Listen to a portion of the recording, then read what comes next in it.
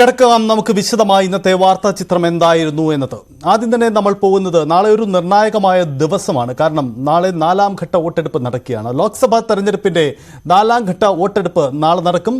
10 സംസ്ഥാനങ്ങളിലെ 96 ലോക്സഭാ മണ്ഡലങ്ങളിലേക്കാണ് തെരഞ്ഞെടുപ്പ്. ആന്ധ്രാപ്രദേശിനും തെലങ്കാനയും ജനവിധി നേടും. അധീർ രഞ്ജൻ ചൗധരി, അഖിലേഷ് യാദവ്, മഹുവ മൊയ്ത്ര, YS ശർമിള, അസറുദ്ദീൻ ഒവൈസി, യൂസഫ് പഠാൻ എന്നിവരാണ് ജനവിധി നേടുന്ന നാളത്തെ പ്രമുഖർ.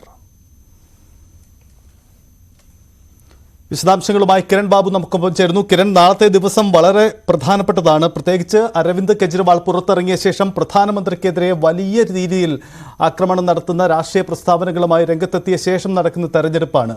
എന്താണ് വിവിധ മണ്ഡലങ്ങളിലെ സാഹചര്യം, അതിന്റെ രാഷ്ട്രീയ പ്രാധാന്യം? സജിത്ത്, ഇതുവരെ ജയിലിലായിരുന്ന കെജ്രിവാൾ അല്ല ഇപ്പോൾ ജയിലിൽ നിന്ന് പുറത്തു വന്ന കെജ്രിവാൾ ഒരു രക്തസാക്ഷി പരിവേഷത്തോടു കൂടിയാണ് പുറത്തു വന്നിരിക്കുന്നത്. മോദിക്ക് ബദലായി നിന്നുകൊണ്ട്, മോദി ഗ്യാരണ്ടിക്ക് ബദലായി കെജ്രിവാളിന്റെ ഗ്യാരണ്ടികൾ അവതരിപ്പിച്ചിരിക്കുന്നത് ജനപ്രിയ ഗ്യാരണ്ടികളാണ്.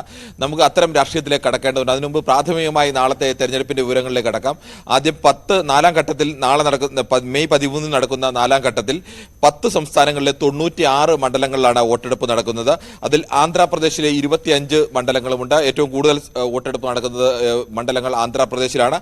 അതോടൊപ്പം തന്നെ തെലങ്കാനയിലെ 17, പഴയ ആന്ധ്രാപ്രദേശിലെ മുഴുവൻ മണ്ഡലങ്ങളിലും വോട്ടെടുപ്പ് നടക്കുന്നത് മെയ് 13 ഉത്തർപ്രദേശിലെ 13 മണ്ഡലങ്ങൾ, മഹാരാഷ്ട്രയിലെ 11 മണ്ഡലങ്ങൾ. ഉത്തർപ്രദേശിലെ 13 മണ്ഡലങ്ങളിൽ സ്ഥിരമായി അഖിലേഷ് യാദവ് ജയിക്കുന്ന കനൌജ് അടക്കമുള്ള മണ്ഡലങ്ങളുണ്ട്. അഖിലേഷും അതോടൊപ്പം തന്നെ അദ്ദേഹത്തിന്റെ പിതാവും അടക്കം മുലായം സിംഗ് യാദവും അടക്കം ജയിച്ചുകൊണ്ടിരുന്ന മണ്ഡലമാണ്. അദ്ദേഹത്തിന്റെ ഭാര്യ അടക്കം ജയിച്ചുകൊണ്ടിരുന്ന മണ്ഡലമാണ് കനൌജ്. ആ മണ്ഡലത്തിലെ അടക്കം വോട്ടെടുപ്പ് നാളെയാണ് നടക്കുന്നത്. അതോടൊപ്പം തന്നെ ബംഗാളിലെ 8 മണ്ഡലങ്ങളിലും വോട്ടെടുപ്പ് നടക്കുന്നുണ്ട്. ബംഗാളിൽ അധീർ രഞ്ജൻ ചൗധരി, കോൺഗ്രസിന്റെ PCC അധ്യക്ഷൻ കൂടിയായ അധീർ രഞ്ജൻ ചൗധരി മത്സരിക്കുന്ന ബെഹ്റാംപൂരാണ് ഏറ്റവും പ്രധാനപ്പെട്ട മണ്ഡലം. ബെഹ്റാംപൂരിൽ അധീർ രഞ്ജൻ ചൗധരിക്ക് എതിരാളിയായിരിക്കുന്നത് യൂസഫ് പദാനാണ്. യൂസഫ് പദാനെ ഇറക്കിക്കൊണ്ട് അധീർ രഞ്ജൻ ചൗധരി കഴിഞ്ഞ 5 തവണയായി ജയിച്ചുകൊണ്ടിരിക്കുന്ന മണ്ഡലമാണ്. അവിടെ ഈ ബെഹ്റാംപൂരിലെ നിയമസഭാ മണ്ഡലങ്ങളിലാകെ 7 നിയമസഭാ മണ്ഡലങ്ങളിൽ ഒരിടത്ത് പോലും കോൺഗ്രസ് ജയിക്കുന്നില്ല.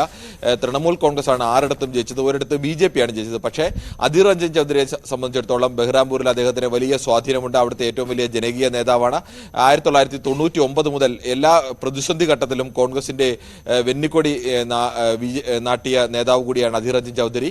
ഇത്തവണ അധീർ രഞ്ജൻ ചൗധരിയെ ഏത് വിധേനയും പരാജയപ്പെടുത്തുക എന്ന ഉദ്ദേശത്തിലാണ് യൂസഫ് പദാനെ മമതാ ബാനർജി അവതരിപ്പിച്ചിരിക്കുന്നത്. അധീർ രഞ്ജൻ ചൗധരി ഇപ്പോൾ പുതിയൊരു ആരോപണം കൂടി ഉന്നയിച്ചിരിക്കുന്നു. തൃണമൂൽ കോൺഗ്രസും BJPയും തമ്മിൽ തെരഞ്ഞെടുപ്പിൽ ചില മണ്ഡലങ്ങളെങ്കിലും ധാരണയിലാണ് നീങ്ങുന്നത് എന്നുള്ള ആരോപണം കൂടി അദ്ദേഹം ഉന്നയിച്ചിരിക്കുന്നു.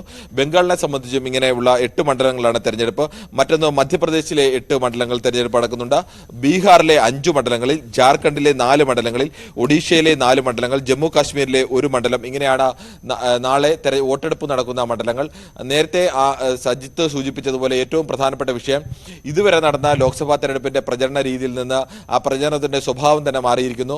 ഒരു ഭാഗത്ത് നരേന്ദ്രമോദി മുന്നേറുകയാണെങ്കിൽ മറുഭാഗത്ത് ഇപ്പോൾ കെജ്രിവാളാണ്. രാഹുൽ ഗാന്ധിയൊക്കെ കവച്ചു വെച്ചുകൊണ്ട് മുന്നിൽ നിന്നുകൊണ്ട് നയിക്കുന്നത് കെജ്രിവാളാണ്.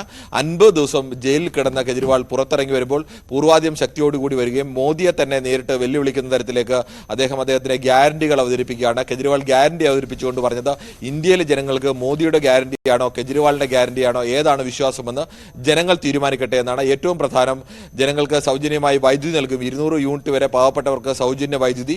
24 മണിക്കൂറും ഇന്ത്യയിലെ എല്ലാ സ്ഥലത്തും വൈദ്യുതി എന്നുള്ളതാണ്.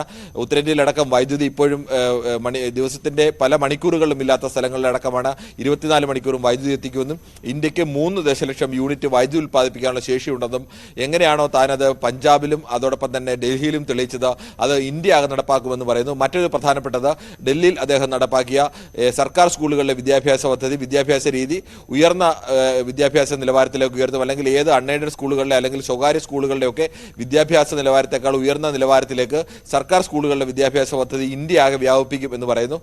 മറ്റൊരു പ്രധാനപ്പെട്ട അദ്ദേഹത്തിന്റെ വാഗ്ദാനം അഗ്നിവീർ നിർത്തലാക്കുമെന്നുള്ളതാണ്. അതോടൊപ്പം തന്നെ MSP, minimum Swaminathan commission report അനുസരിച്ചുള്ള MSP കർഷകർക്ക്, ഇന്ത്യയിലെ ബഹുഭൂരിപക്ഷം വരുന്ന കർഷകർക്ക് ഉയർന്ന താങ്ങുവില, അവരുടെ കാർഷിക വിളകളുടെ ചെലവിന്, ഉൽപ്പാദനത്തെ ചെലവിന് ആനുപാതികമായ താങ്ങുവില നൽകണമെന്നുള്ള സ്വാമിനാഥൻ കമ്മീഷന്റെ റിപ്പോർട്ട് നടപ്പാക്കും. കർഷക സംഘടനകളടക്കം ഈ കഴിഞ്ഞ സമരത്തിലടക്കം ഉന്നയിച്ച പ്രധാനപ്പെട്ട ആവശ്യമാണ്. ഇത് നടപ്പാക്കും എന്നും കെജ്രിവാൾ പറയുന്നുണ്ട്. അങ്ങനെ കെജ്രിവാൾ ഈ രാഷ്ട്രീയത്തിന്റെ സ്വഭാവത്തെ തന്നെ മറ്റൊരു ഗ്യാരണ്ടി കൂടി മുന്നോട്ട് വെച്ചുകൊണ്ട് മാറ്റുന്നു. അതോടൊപ്പം തന്നെ തന്ത്രപരമായ മറ്റൊരു രാഷ്ട്രീയ മുദ്രാവാക്യം കൂടി കെജ്രിവാൾ, ഒരു ചോദ്യം കൂടി BJPക്ക് നേരെ വെക്കുന്നു. 75 വയസ്സ് കഴിഞ്ഞ പ്രധാനപ്പെട്ട നേതാക്കളെയെല്ലാം 2014 ഒഴിവാക്കിക്കൊണ്ടാണ് മോദിയുടെ നേതൃത്വത്തിൽ പുതിയൊരു BJPക്ക് പുതിയൊരു നേതൃത്വം വന്നത്. അങ്ങനെയാണ് അന്ന് പ്രധാനപ്പെട്ട നേതാക്കളായിരുന്ന LK അദ്വാനിയും മുരളി മനോഹർ ജോഷി അടക്കമുള്ളവരെ തെരഞ്ഞെടുപ്പ് രംഗത്ത് നിന്ന് മാറ്റി നിർത്തിയത്. അത് ഈ മോദിക്കും അടുത്ത സെപ്റ്റംബറിൽ 75 വയസ്സുകയാണ്. അപ്പോൾ മോദി വിരമിക്കാൻ പോവുകയാണ്. അവിടെ അമിത്ഷായാണ് അടുത്ത പ്രധാനമന്ത്രിയായി വരുന്നത്. മോദിയുടെ ഗ്യാരണ്ടി അമിത്ഷാ പാലിക്കും. അങ്ങനെ BJPക്കകത്തേക്ക് കടന്നു കയറിക്കൊണ്ട് ഒരു കൺഫ്യൂഷൻ ഉണ്ടാക്കാൻ തരുന്ന രീതിയിലേക്ക്, അല്ലെങ്കിൽ അവർക്ക് ആവർത്തിച്ച് പറയേണ്ട മോദി തന്നെ തുടരുമെന്ന് ആവർത്തിച്ച് പറയേണ്ട ഒരു അവസ്ഥയിലേക്ക് അത്തരമൊരു തന്ത്രപരമായ രാഷ്ട്രീയം കൂടി മുന്നോട്ട് വെക്കുന്നു. എന്തായാലും വരുന്ന ഈ ഘട്ടങ്ങളെല്ലാം തന്നെ ഇന്ത്യ മുന്നണിയെ സംബന്ധിച്ചും BJPയെ സംബന്ധിച്ചും പ്രധാനപ്പെട്ടത് തന്നെയാണ്. കിരൺ സൂചിപ്പിച്ചതാണ് ഇതിന്റെ രാഷ്ട്രീയ പ്രാധാന്യം. നാളത്തെ ദിവസം നിർണായകമാണ്. 4ാം ഘട്ട വോട്ടെടുപ്പിൽ നിർണായകമാക്കുന്നത് ലോക്സഭാ തെരഞ്ഞെടുപ്പ് ആരംഭിച്ചപ്പോഴുള്ള രാഷ്ട്രീയ ചിത്രമല്ല. ആ ചിത്രത്തിന് വലിയ മാറ്റമുണ്ടാകുന്നു. പ്രത്യേകിച്ച് അരവിന്ദ് കെജ്രിവാളിന്റെ ജയിൽ മോചനത്തിന് ശേഷം രാഷ്ട്രീയ പോർമുഖത്തിൽ തന്നെ വലിയ മാറ്റമുണ്ടാകുന്നു. പുതിയ മുദ്രാവാക്യങ്ങളുണ്ടാകുന്നു. നാളെ പ്രധാനപ്പെട്ട സംസ്ഥാനങ്ങളിൽ പ്രമുഖർ ജനവിധി തേടുകയാണ്. നേരത്തെ സൂചിപ്പിച്ചതുപോലെ കെജ്രിവാൾ തന്നെയാണ് പ്രധാനമായും പ്രതിപക്ഷ നിരയിലെ ആയുധം മുഖ്യമായും പുറത്തിറക്കുന്നത്. മോദിയുടെ ഗ്യാരണ്ടിക്ക് പകരം ഗ്യാരണ്ടിയുമായി അരവിന്ദ് കെജ്രിവാൾ രംഗത്ത് വരികയാണ്. മോദി ഇതുവരെ ചെയ്യുമെന്ന് പറഞ്ഞ കാര്യങ്ങളൊന്നും ചെയ്തിട്ടില്ലെന്നും ഏത് ഗ്യാരണ്ടി വിശ്വാസത്തിലെടുക്കണമെന്ന് ജനങ്ങൾക്ക് തീരുമാനിക്കാമെന്നും കെജ്രിവാൾ പറഞ്ഞു.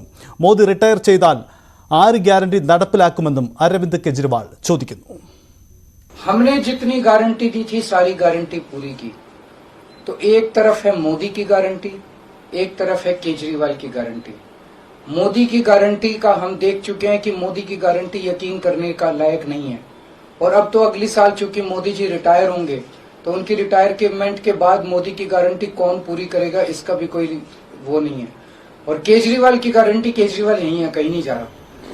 तो केजरीवाल की गारंटी पूरी करने की गारंटी केजरीवाल लेता है. मैं हवा में गारंटी नहीं देता. केजरीवाल की गारंटी एक ब्रांड है मार्केट के अंदर.